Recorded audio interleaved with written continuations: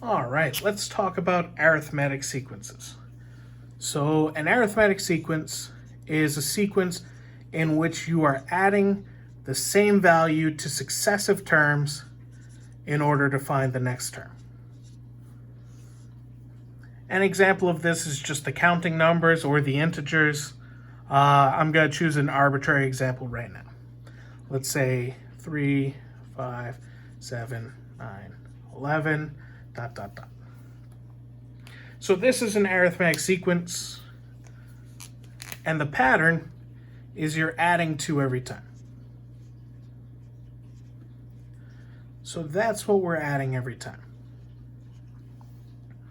Now to find out what you're adding, you take 2 successive terms. So I'm just going to choose 7 and 9, and you subtract the earlier term from the later term. That tells you what you're going to be adding every time. So you are subtracting, so you are taking a difference. That is why this value is called the common difference.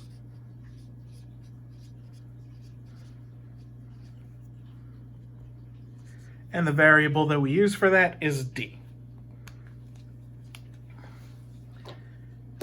Now, if we were to plot these using our positions, so 1, 2, 3, 4, 5, if we were to plot these as our positions are the x and our terms are the y on a plane, we would get a linear function with a slope of d. That is how we can find out the explicit definition of this.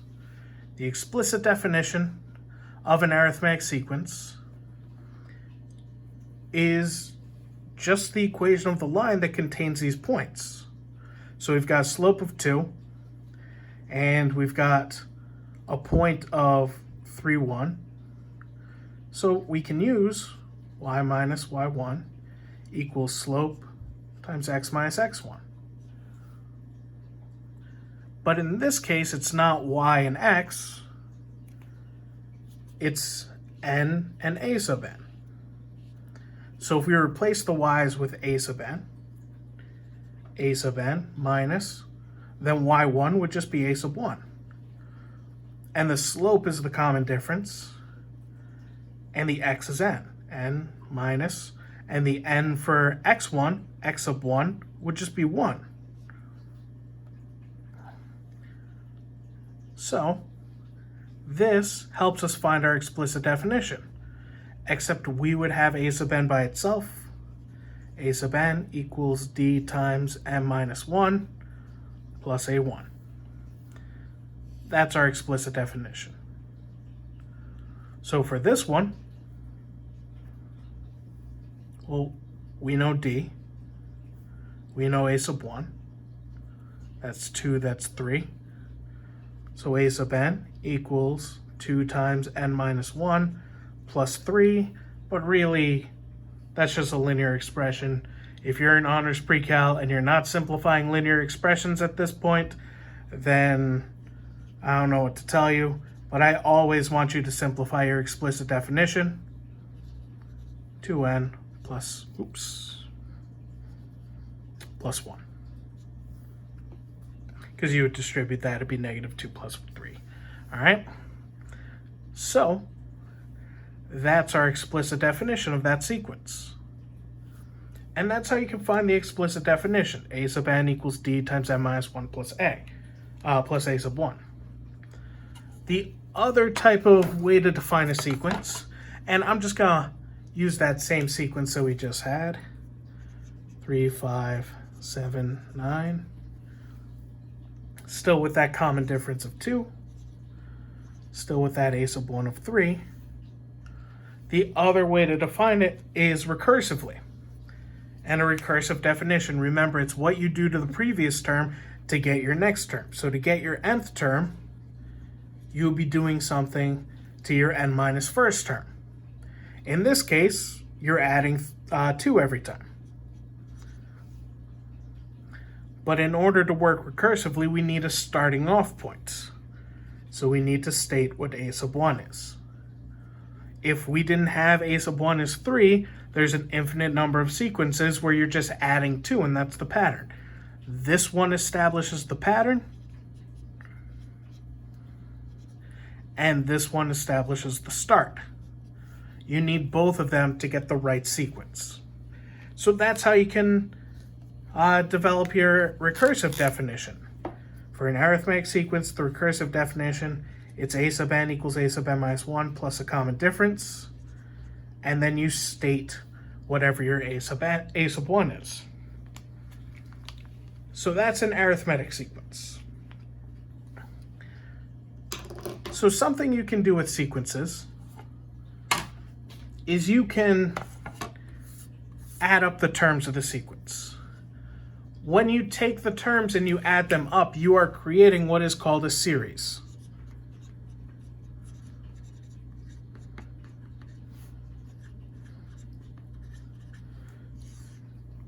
So a series is the sum of the terms in the sequence. The expression that we use for series is we use a capital S. So if we have the sequence A1, A2, A3, A4, and so on, what the series means is S sub 1 equals A sub 1. The first sum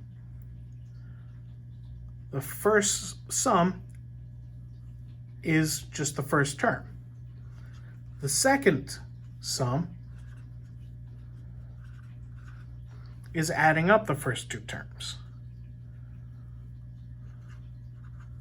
The third sum, and another way to call this is these are going to be called partial sums. Because it is always going to be only partial, especially for an arithmetic, because you can't add up an infinite number of things just because it never stops. It just keeps going and going and going and going. And that's in a literal sense, not an Energizer Bunny sense.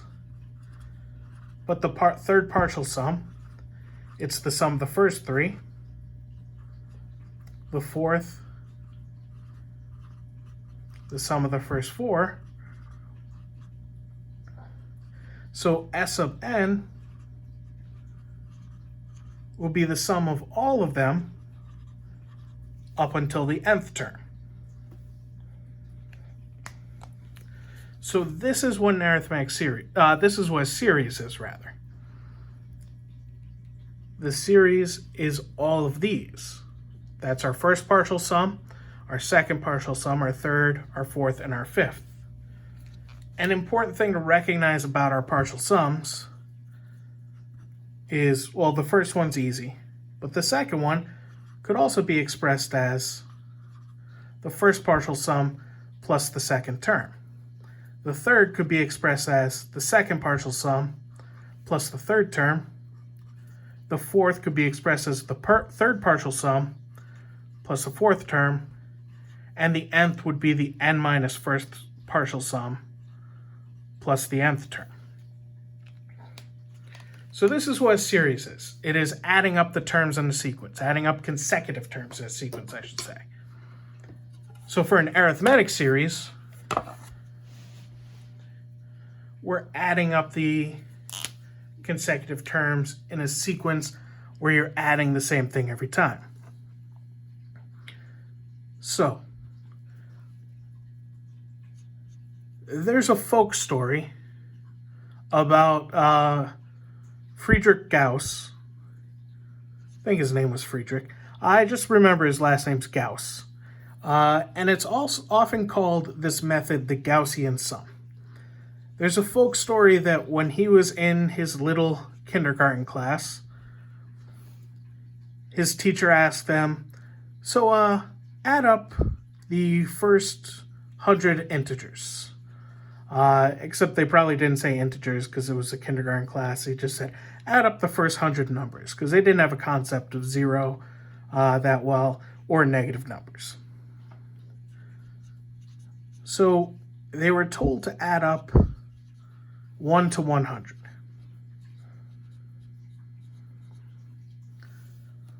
And Gauss really quickly found the answer.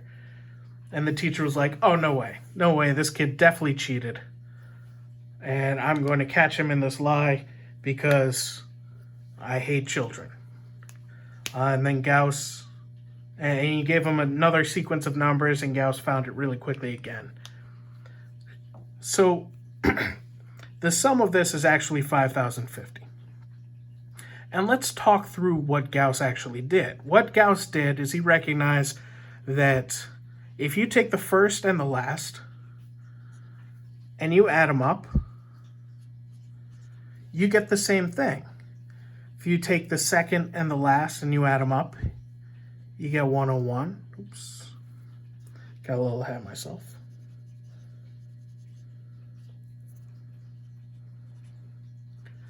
If you take the third and third to last, fourth and fourth to last, fifth and fifth to last,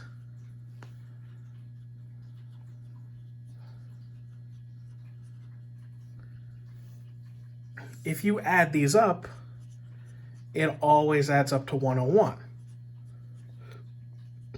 And then it would just meet in the middle where you have 50 plus 51, which is 101. So you would have all these 101s. And you would have 100 101s. So that's 100,100. Oh, I'm sorry. What am I saying? That's 10,100. So that would be if you added up all these 101s. But to get those 101s, you took the sequence and you added it to itself. So he divided it by 2 and got 50-50. And he recognized that that would work every time. If it's an arithmetic sequence, if you add the first and the last, it's going to be the same as a sum as the second and the second to last, as the third and the third to last. And that's because your sequence, it's a sub 1 plus d, a sub 1 plus 2d, so on and so forth, until you get a sub 1 plus n minus 2d, a sub 1 plus n minus 1d. And that's our explicit definition for the nth term. So if you added the first and the last term, it will be a sub 1 plus a sub 1, plus n minus 1d. So that's 2a sub 1 plus n minus 1d. I'll distribute through. It's going to be easier to see if I distribute through. nd minus d. And if we do the second term, so a sub 1 plus d plus a sub 1 plus n minus 2d, 2a sub 1 again, and when we distribute, nd, and then minus 2d and d gives us minus d. It would give us the same thing for every single time. So, if you added the sequence to itself, so add the sequence to itself backwards, you get 2 times the sum of the sequence. And that would be n of each of these, which is a1 plus an. But if you want the sum of just the sequence, you need to divide it by 2. So that's how you can find the sum of an arithmetic sequence. That's how you can find the arithmetic series. All right, we'll talk about geometric sequences and series soon. See ya. Bye.